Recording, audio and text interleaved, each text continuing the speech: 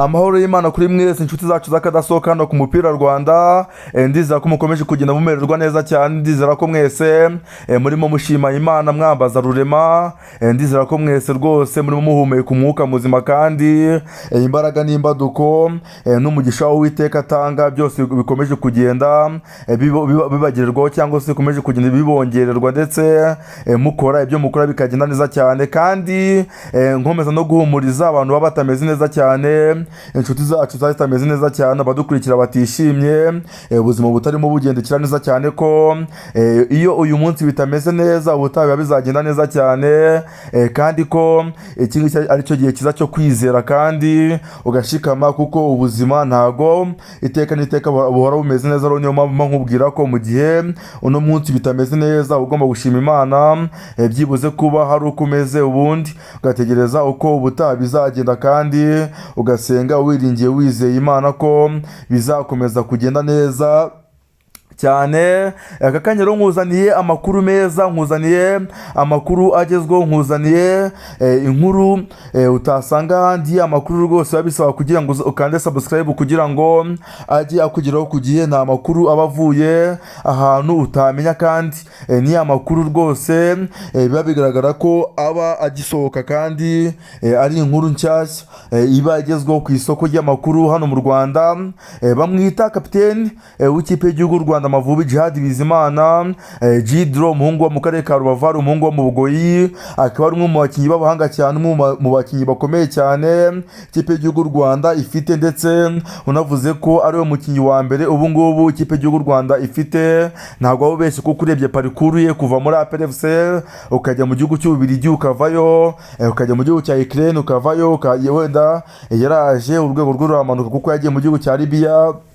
Byagenda neza cyane, gusa yarakinaga n'ubwo wenda mu mikino nyafurika amakipe muri Libya atageze kure, ku buryo no mukinnyi yaba arageze kure. Gusa uyu nguyu Djihad Bizimana muri no kipe ya Tripoli yari amazemo igihe kingana n'umwaka, kuko yagezemo mu kwezi kwa kabiri umwaka w'2025, none ayisohotse mu kwezi kwa kabiri w'2026. Byumvikana ko stili n'ubundi nkuru nangiye kwibabwira nuko bidasubirwaho uyu nguyu kapiteni w'ikipe y'igihugu Rwanda AMAVUBI Bizimana Djihad yamaze kuba yatandukana n'ikipe ya Tripoli yo mu gihugu cya Libya, hariya mu murwa mukuru Tripoli. Abantu bize geography murabizi ko ari wo murwa mukuru w'igihugu cya Libya. Gusa ubwo bakinaga shampiyona rimwe na rimwe bajyaga bakora shift ntibakinire Tripoli, ahubwo bakaba bakina mu bindi bice bya Libya.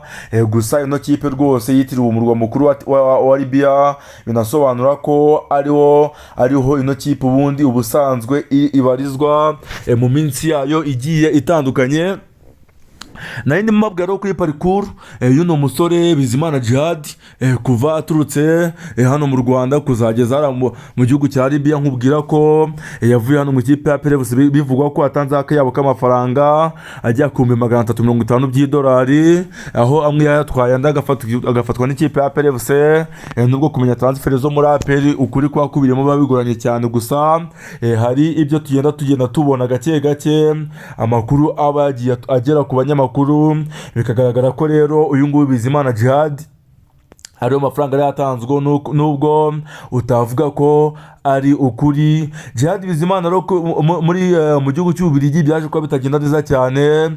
Abagenti be abashinze kumushakira akaryo, babandi nyine twita abagenti cyangwa se bamwe baba mu maproze, baragenda mushakira ikipe hariya ni ku mugabane w'Uburayi n'ubundi mu burengerazuba bw'Uburayi.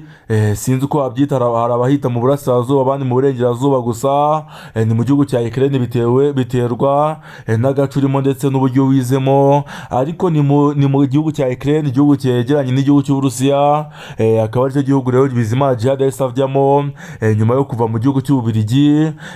Djihad Bizimana nyuma yo kujya muri Ukraine kubera ikibazo cy'intambara cyaje kuba cyatera, yahakinnye imyaka itari myinshi cyane.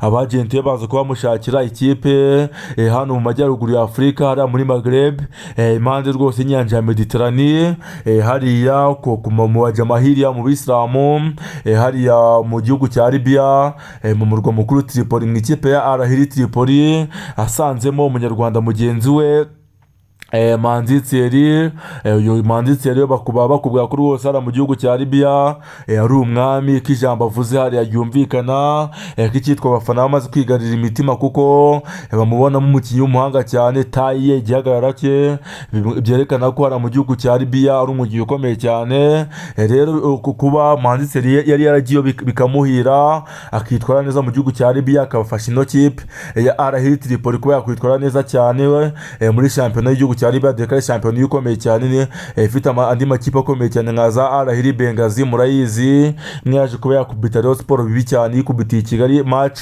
arere tour bita bikoreka urwego rw'ino kipe, niba Al Bengazi itari ni ya mbere ikaba kigatsindira kipe ya Rayon Sport Kigali arere tour bita bikoreka ko bitandukanye cyane n'urwego rw'amakipe yacu hano mu Rwanda, ari nk'ahanga ni maka rwose. Rero utwa Bizimana Djihad yaje kuba yaherekezamo, yaramazemo igihe kingana n'umwaka, ariko muri icyo gihe yimazemo Djihad Bizimana yaje kuba yagiriramo ibihe byiza cyane, ibihe bikomeye cyane rwose, kuko uwo mwaka umwe yimazemo Djihad Bizimana yagiye gukanamo ibikombe bigiye bitandukanye kandi ari titulaire akina match zose, wenda nubwo yasimburwaga ariko still n'ubundi yabaga ari muri top 11 b'ino kipe ya Al Tripoli yo mu gihugu cya Libya. Rero Djihad Bizimana yatwayemo igikombe cy'igihugu muri no kipe ndetse anatwaramo shampiyona, byumvikana ko avuye muri no kipe atwayemo ibikombe bibiri by'ingenzi byose bikinirwa mu gihugu cya Libya, ari shampiyona ndetse n'igikombe cy'igihugu byerekana ko ibikombe byose yakiniye